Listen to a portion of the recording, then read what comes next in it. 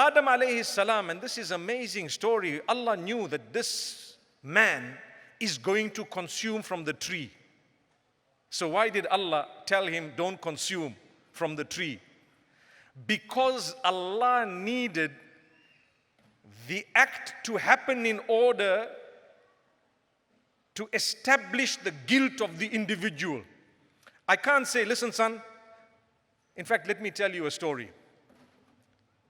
There was a man, whenever he would call his son to do something, he would give him a slap and tell him, go do this. The son says, why? He gave him some milk in a pot and said, take this pot next door to the neighbors, but come here. And he gave him one slap. So the son says, why do you slap me? I didn't do anything wrong. He says, what's the point of slapping you after you spilled the milk? I'd rather slap you before you spilled the milk. You see the logic? Slap you and you go. If you spilt it, the slap's not going to bring back the milk. Anyway, that logic is unacceptable. You have to let the person perpetrate the crime. And in fact, spilling the milk is not really a crime, is it?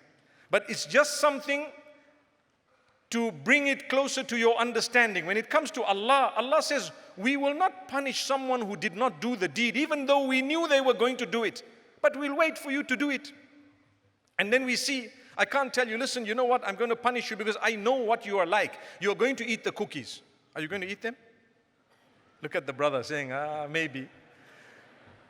So, me knowing they're going to do it doesn't make them guilty. Let them do it, then they're guilty. So Allah waited. And Allah waited, and Shaitan went to Adam and says, هل أدلك على شجرة الخلد وملك لا يبلى. Can I show you something that will result in you never dying? You won't die at all. What is dying? What is dying? There's no death in Jannah, by the way. That's why we say it's a special place. It's a special place Allah created called a garden, the Jannah, Jannatul Ibtila. It was a garden where Allah was going to test Adam alayhi salam. So he says, can I show you something that would result in you never dying, and you would have so much kingdom, you would own so much. Now imagine if I promised you, listen, there's a medication, you stay young, you live long. I can't say forever. You live long, and you know what? You're going to own 1 billion times more than what you have. You're going to ask me, what is it? I know something that basically does that for you. Do you know? 2 raka'at of Fajr. Agreed? Allah subhanahu wa ta'ala tells us, raka'ata al-fajri khayrun min ad-dunya wa ma fiha. The sunnah of Fajr is better for you than the whole world and whatever it has in it. So that's regarding the wealth. And regarding living long, make amends. Your family matters.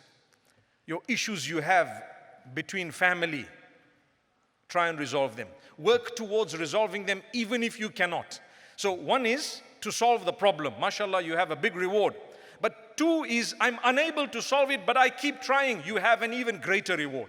Because you didn't achieve it, but you believed in the instruction of Allah subhanahu wa ta'ala. What will that do for you? It will add barakah. It will give blessings to you in your life. Dua, supplication, just asking Allah, oh Allah, grant me, give me this. And that can change a lot. Even what was destined for you to a certain degree, it changes by dua and by charity. You give a charity, perhaps there was a calamity coming in your direction. It will be diverted by the will of Allah because of goodness that you engaged in. But it was all within the knowledge of Allah.